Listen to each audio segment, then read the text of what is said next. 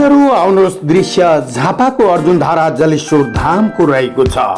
आज यहाँ भारतको ऋषिकेश शक्तिपीठका धर्मगुरु नितेश दास जी महाराजको आगमन भएको छ।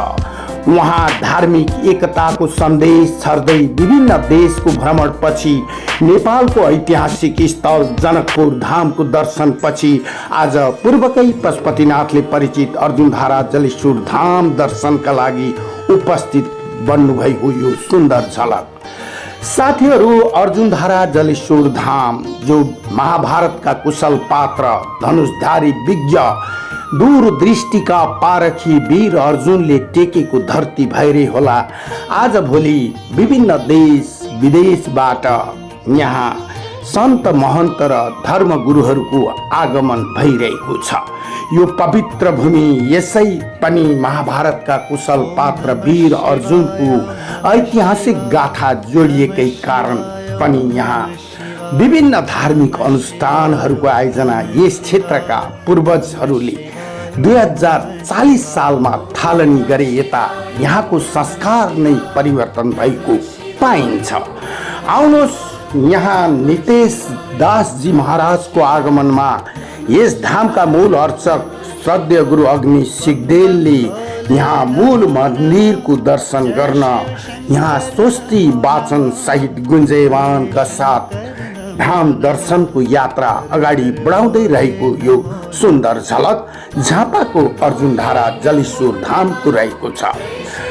आउनुहोस् यहाँ धाम दर्शनमा सबै दृश्यलाई क्यामेरामा कैद गर्न नियम र आचार संहिताको पालना गर्नुपर्ने हुन्छ। त्यसैले मैले यस बाहिरी आवरणको झलकलाई मात्रै यहाँ माझ प्रस्तुत गर्ने प्रयास गरिरहेको छु। अर्जुनधारा जलेश्वर धाम आफ्नै इतिहासको गाथाले सजिएको यस स्थल यहाँका अन्य विषयहरूलाई जानकारी गराउने क्रममा धामका मूल अर्चक अग्नि सिग्देलले यसको ऐतिहासिक गाथा र यसको महिमा बारे गुरु दर्शनमा जानकारी गराउनु हुनेछ र गुरु दर्शनकै क्रममा गुरुका आशीर्वचन पनि यहाँ केही सुन्न लालायित भएका धाम विकास समितिका पदाधिकारीज्यूहरू पनि प्रतीक्षारत रहेको देखिन्छ।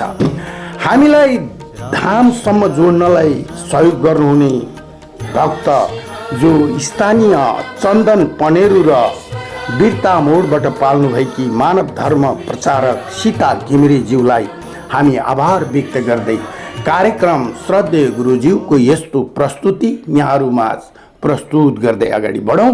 साथै रहनुहोला। कौरव और पांडवों के बीच में भारतवर्ष के राज्य सत्ता संचालन के विषय में कुछ विवाद हुआ।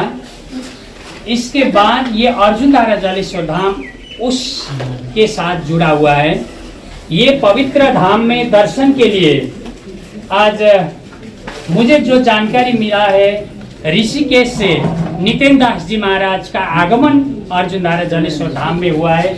हम सब धामवासी हमारे समिति के ट्रस्ट के दीदी लोग और विद्यार्थी बंधु हम गुरु लोग सब स्वागत करते हैं महाराज जी का। उस समय जब कौरव और पांडव के बीच में जो विवाद हुआ कि राज्य सत्ता संचालन कौन करेगा, तो उस समय जुआ खेलेंगे, जो जीतेगा वो 12 साल के लिए राज्य संचालन करेंगे और जो हारेगा वो 12 साल वनवास 1 साल अज्ञातवास का ऐसा कुछ कानून था। तो जब जुआ ये पैसा कौड़ी वाला तो नहीं था उस समय, तो विधान ही संविधान वही था। तो वो संविधान धर्मराज युधिष्ठिर अपने हाथ से लिखे थे, इसीलिए अपने बनाया हुआ संविधान में खुद को हारना ये तो कोई बात नहीं है। हम लोगों का जीत अवश्य है, इसीलिए जुआ खेलने का जो प्रस्ताव रखा है कौरवों ने ये स्वीकार करेंगे बोल के पांडवों ने स्वीकार किया। पर कौरव में के शकुनी ने छल कपट करके पांडवों को हराया, कौरवों को विजय कराया। तो पांडवों ने हारा नहीं था, फिर भी भगवान की सेवा उपासना करने का जो समय 12 साल मिला है हम लोगों को, यही सौभाग्य स्वीकार करके हम लोग वनवास जाएंगे बोल के पांडव लोग भारतवर्ष के विभिन्न तीर्थों में तीर्थाटन किया, भ्रमण किया, तपस्या किया। और 1 साल अज्ञातवास का कुछ कठिन जो नेपाल है पांडव लोग यहाँ आए। जहाँ आने के बाद विराट राजा के दरबार विराट नगर में 10,000 गाय की सेवा होती थी। उस समय पांडव वहाँ आकर के गुप्त वेश में अपने राजकीय वेशभूषा को त्याग के एक जोगी के वेशभूषा में पांडव रहे। साथ में द्रौपदी भी थी।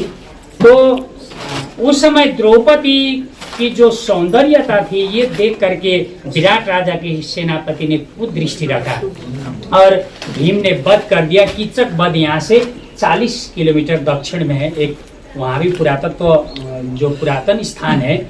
जब कौरवों ये विराट राजा की सेनापति का वध हुआ तो कौरवों को पता चला कि विराट राजा का सेनापति इतना शक्तिशाली था कि जो भारतवर्ष का ही सेनापति से भी बलवान इसको वध करने का क्षमता किस में है, वो भीम में है। तो ये भीम विराट राजा के पास है समझ करके विराट राजा के राज्यों का आक्रमण किया, पूरब की तरफ से और पश्चिम की तरफ से।